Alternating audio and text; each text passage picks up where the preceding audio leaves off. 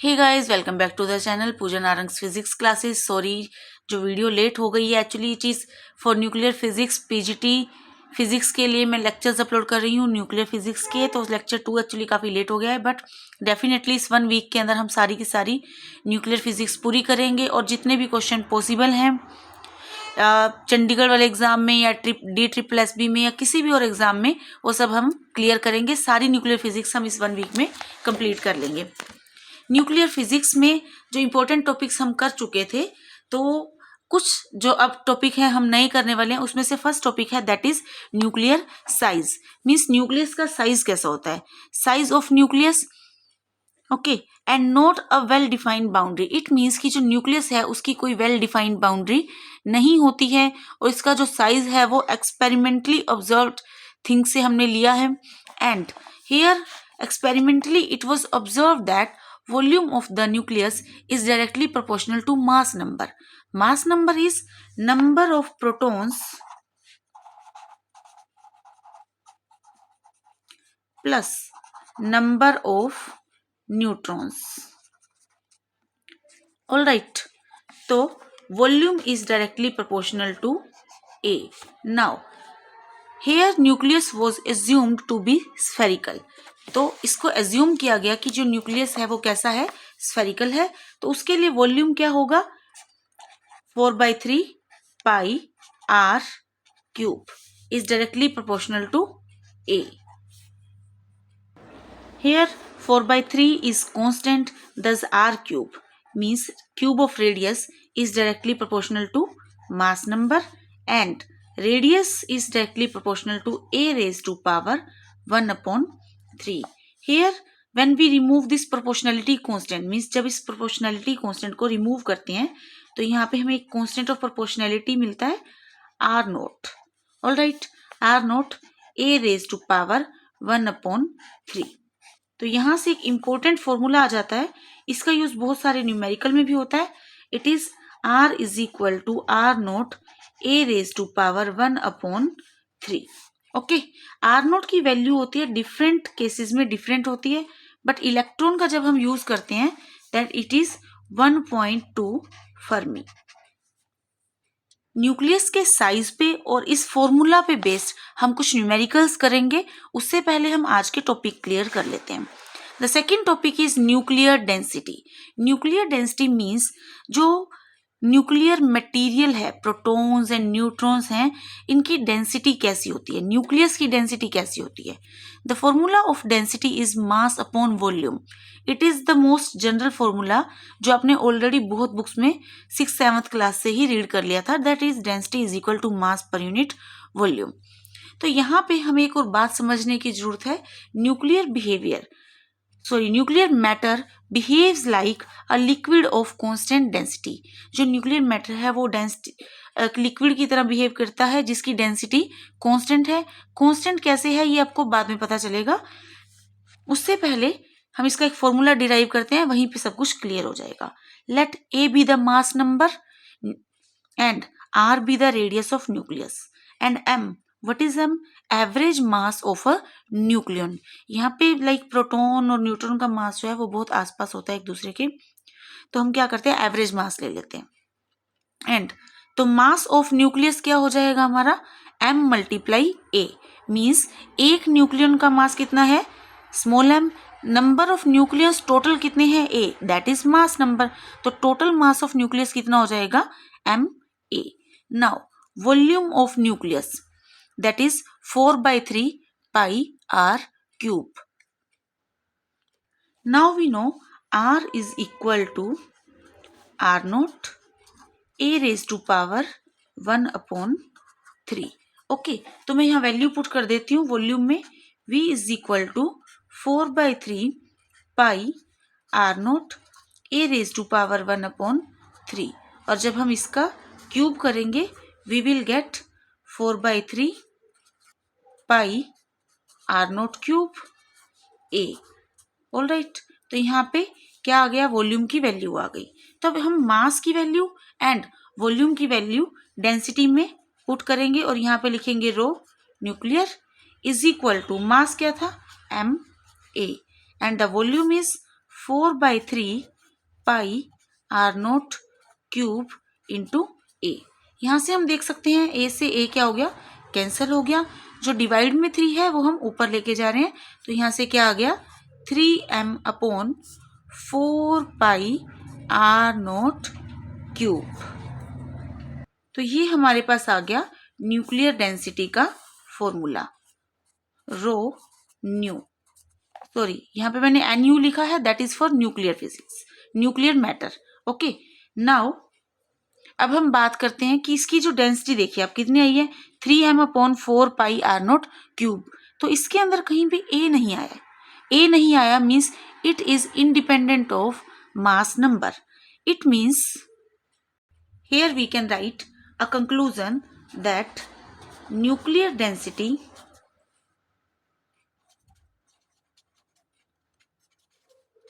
is independent of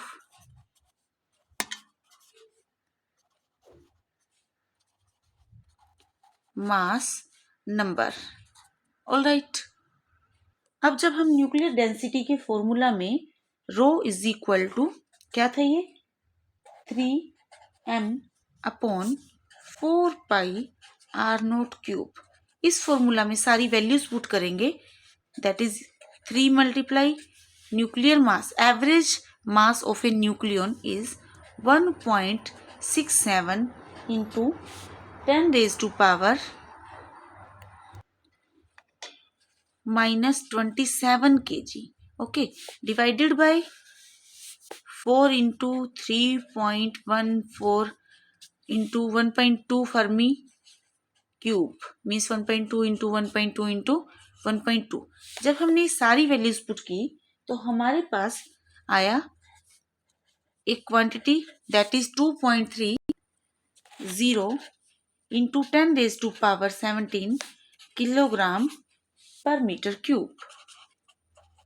तो it means देखिए 2.30 multiply 10⁻17 kilogram पर मीटर क्यूब। इट मीन्स कि अगर आपने एक डिग किया है, कुछ एक खड्डा खोदा है या एक कोई बॉक्स लिया है जिसकी जो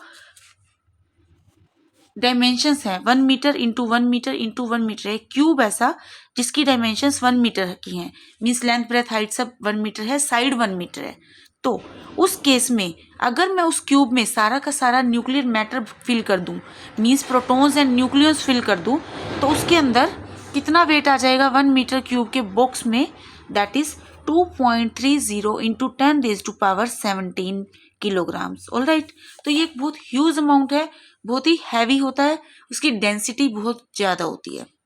now let's solve some numericals. Express 16 milligram mass as equivalent energy in electron volt. जो 16 मिलीग्राम मास है उसको एनर्जी में कन्वर्ट करना है इन इलेक्ट्रॉन वोल्ट। देखिए आपको यहाँ पे दिया गया है मास और आपको उसको कन्वर्ट करना है एनर्जी में, ऑल राइट, और वो भी इलेक्ट्रॉन वोल्ट में। तो सबसे पहले 16 मिलीग्राम जो मास है उसको हम क्या करेंगे, किलोग्राम में कन्वर्ट करेंगे। So mass is equal to 16 multiply 10⁻⁻6 kilograms, all right. और ये जो फॉर्मूला मैंने आपको करवाया था पिछले लेक्चर में, that is E is equal to mc²। तो यहाँ से C चाहिए हमें, तो C की वैल्यू क्या होती है, इट इज 3 इंटू 10⁸ मीटर पर सेकेंड, स्क्वायर नहीं आएगा, मीटर्स पर सेकेंड आएगा।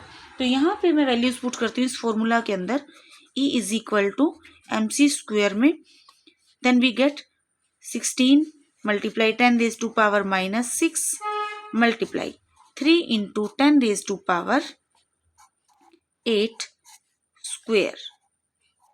स्क्वायर किया है क्योंकि यहाँ पे C का स्क्वायर है, ऑल राइट। तो ये जो एनर्जी आएगी हमारे पास, ये एनर्जी होगी जूल्स में। यहाँ मैं स्पेशली हाईलाइट करने के लिए राइट कर रही हूँ, ये एनर्जी होगी जूल्स में, बट हमें चाहिए एनर्जी इलेक्ट्रॉन वोल्ट में। तो अब इलेक्ट्रॉन वोल्ट में कन्वर्ट करने के लिए मैं क्या करूंगी, इसको डिवाइड करूंगी 1.6 इंटू 10⁻⁻19 से। So let's do it.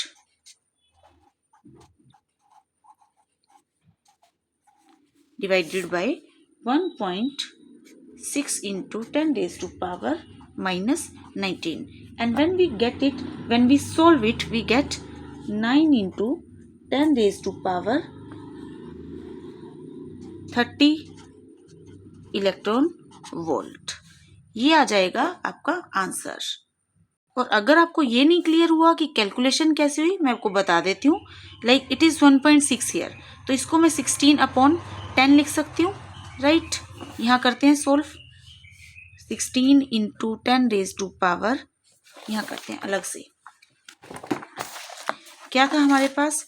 16 into 10 raised to power minus 6 multiplied by में 3 into 10 raised to power 8 square.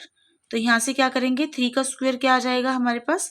9 आ जाएगा। और यहाँ आ जाएगा 10 raised to power 8 का स्क्वेयर 10 raised to power 16। जो 1.6 था उसको मैंने लिखा 16/10, तो एक 10 आपका यहाँ चला जाएगा। And it is 10 raised to power minus 19।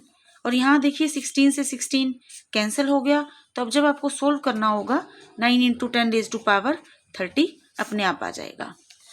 Powers I hope आपको करना आता है। Like 16 minus 6 it is 10, 10 plus 1 11, और ये माइनस में है तो ऊपर जाकर ये क्या हो जाएगा, प्लस में हो जाएगा। Then it would be 10 raised to power 30 electron volt. I hope इतना आपको क्लियर है। चलिए चलते हैं सेकेंड न्यूमेरिकल पर। Calculate the radius of germanium 70। Given आपको है R0 is equal to 1.1 Fermi. देखिए अगर आपको R0 की वैल्यू 1.1 फर्मी दी हुई है देन इट्स ओके। अगर नहीं दी हुई है then we will use it 1.2 fermi always. और यहाँ पे मैंने आपको क्यूब रूट राइट करके ऑलरेडी दे दिया है। 70 raised to power 1/3 मीन्स 70 का जो क्यूब रूट है दैट वुड बी 4.12। तो चलिए सोल्व करते हैं। रेडियस निकालनी है। सबसे पहले रेडियस क्या थी? R is equal to R0 into A raised to power 1/3। Okay, तो R0 की वैल्यू है 1.1 मल्टीप्लाइड बाय में 70 raised to power 1/3। तो जब आपने यहाँ वैल्यूज पुट की 1.1 मल्टीप्लाई 4.12 आपका आ जाएगा। Then you will get 4.53 fermi. I hope ये आपको क्लियर है। बहुत ही इजी से न्यूमेरिकल मैं करवा रही हूँ। तो एक और न्यूमेरिकल करेंगे, बहुत सिंप्लीफाइड सा बट बहुत ही इंपॉर्टेंट है numerical. The radius of A 6429 Cu means copper nucleus is measured 4.8 multiply 10 raised to power minus 13 centimeter.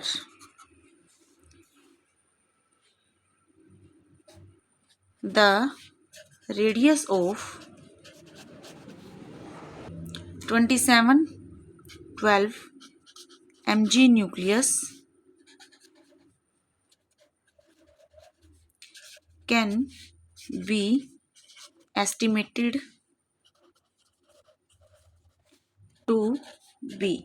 यहाँ पे आपको ऑप्शंस दिए हुए हैं, ये रहे आपके ऑप्शंस, और आप इसको सोल्व कर सकते हैं। कुछ टाइम ले सकते हैं वीडियो को पॉज करके। मैं आपको करवा देती हूँ ये क्वेश्चन सेम फॉर्मूला से होगा। R is equal to R0 A raised to power 1/3। देखिए आप सोचेंगे कि यहाँ पे हमें इसकी नीड क्या थी, इस कॉपर की रेडियस देने की नीड क्या थी। हम चाहें तो इससे भी डायरेक्टली निकाल सकते हैं, बट ऐसा नहीं है। जैसा कि मैंने आपको बताया कि जो R0 की वैल्यू है वो डिफरेंट केसेस में डिफरेंट हो सकती है। तो सबसे पहले हम स्टार्ट करेंगे कॉपर के लिए। कॉपर की रेडियस कितनी है? 4.8 multiply 10 raised to power minus 13 is equal to R0 and A raised to power 1/3। तो यहाँ पे ये कॉपर के लिए है R0। A की वैल्यू क्या है? 64 एंड 64 raised to power 1/3 आ गया हमारे पास। अब हम बात करते हैं मैग्नीशियम के लिए। So R mg is equal to R naught into 27 raise to power 1/3। यहाँ पे दो ही वेरिएबल हैं और दो ही इक्वेशन हैं, तो हम क्या करेंगे, इसको डिवाइड कर देंगे। इक्वेशन 1, या फिर ऐसा कर सकते हैं क्योंकि हमें आर एम जी चाहिए, तो equation 2 divided by equation 1। R M G upon R C U is equal to क्या आ जाएगा, R not 27 raise to power 1/3 divided by में R not 64 raise to power 1/3। तो यहाँ से आर नोट कैंसिल हो गया, 27 अपॉन 64, इसका हमारे पास क्या आ गया, क्यूब रूट आ गया। It would become 3/4। तो यहाँ पे R M G upon R C U की वैल्यू मीन्स कॉपर की रेडियस की वैल्यू हमारे पास थी, वो क्या थी 4.8 इंटू 10 रेज टू पावर -13। तो इसको हम क्या करेंगे, उस तरफ लेके जाएंगे और ये मल्टीप्लाई हो जाएगा। R M G is equal to 4.8 multiplied by में 10 रेज टू पावर -13 मल्टीप्लाई 3/4। तो यहाँ पे क्या आ गया 1.2। So 1.2 multiply 10 raise to power -13, but यहाँ पे हमारे पास 3 रह गया था, तो ये भी मल्टीप्लाई हो गया। तो यहाँ पे क्या आया हमारा answer, 3.6 multiply 10 raise to power -13 centimetre, and this is our answer. I hope ये क्लियर है आपको। तो ये आज के न्यूमेरिकल्स हमने कर लिए। चलिए चलते हैं अब नेक्स्ट टॉपिक की तरफ।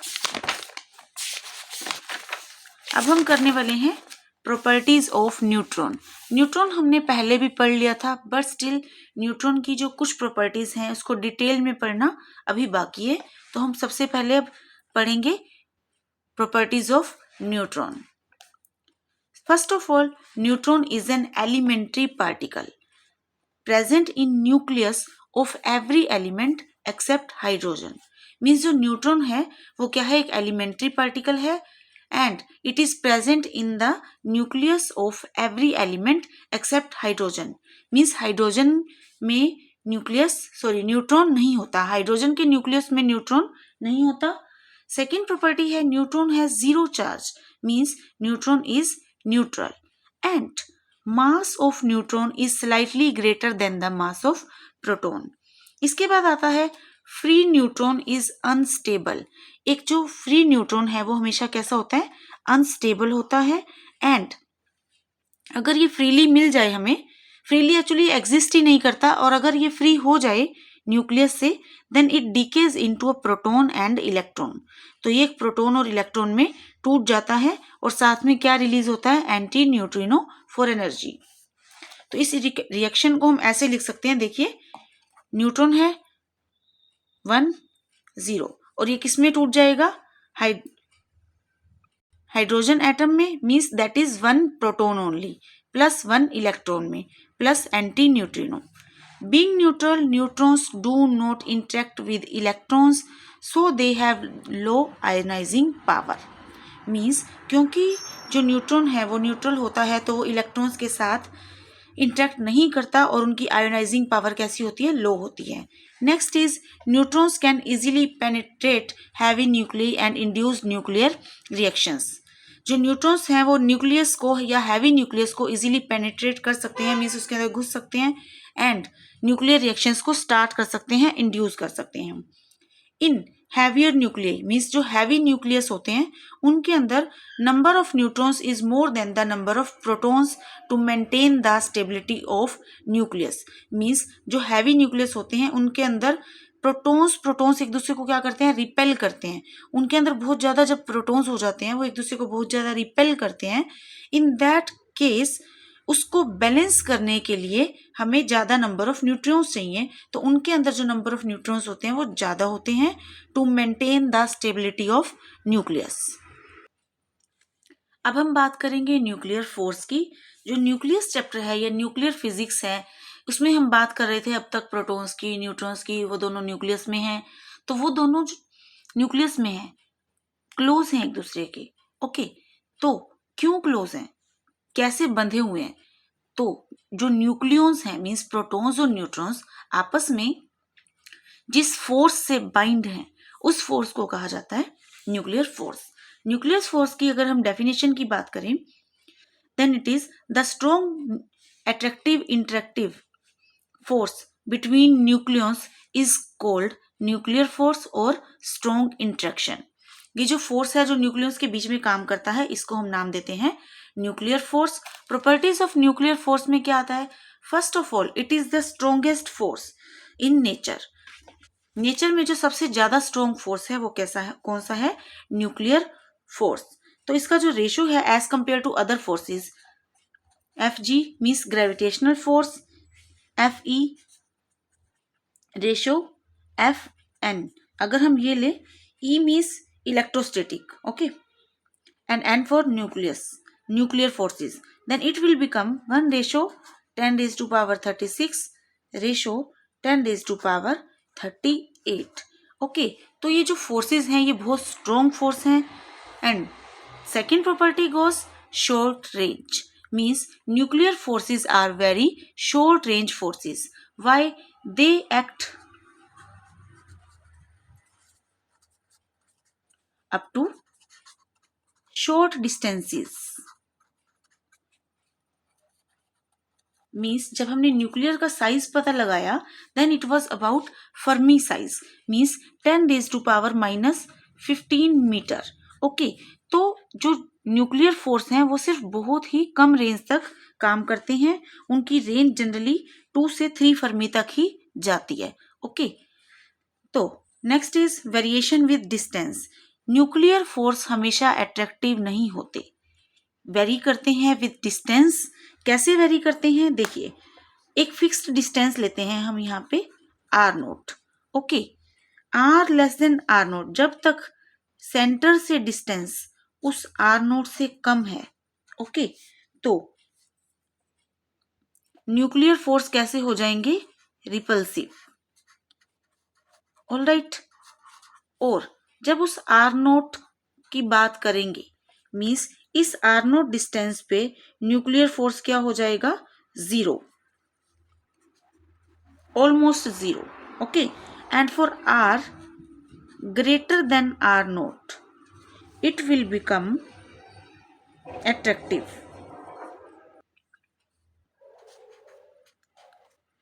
अट्रैक्टिव